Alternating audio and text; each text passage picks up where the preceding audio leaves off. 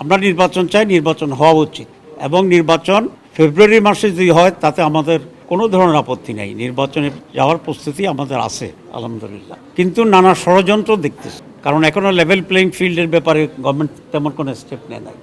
নির্বাচন কমিশনের অনেকগুলো কাজ, যেমন প্রবাসীদের ভোটার করা, তারপরে বিভিন্ন আইন তৈরি করা, ভোটার লিস্টকে আপডেট করা, বিদেশের ভোটারগুলোকে করা, তাদের কমিটমেন্ট আছে প্রবাসীদের ভোটের ব্যাপারে, সেটা এখনো করে নাই। It will take more than 6 months.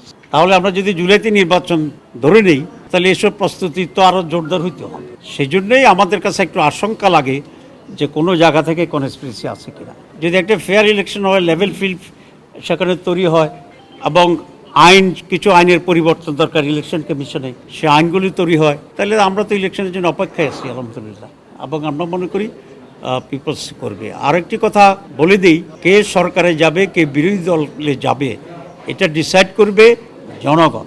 তবে তার পূর্বশর্ত হচ্ছে একটা ফ্রি, ফেয়ার, ক্রেডিবল ইলেকশন। আমরা সেই জন্যই মানুষ যে রায় দেবে সেই রায়কে আমরা মাথা পেতে নেব এবং আমি মনে করি এই নির্বাচনে জনগণ জিতা উচিত।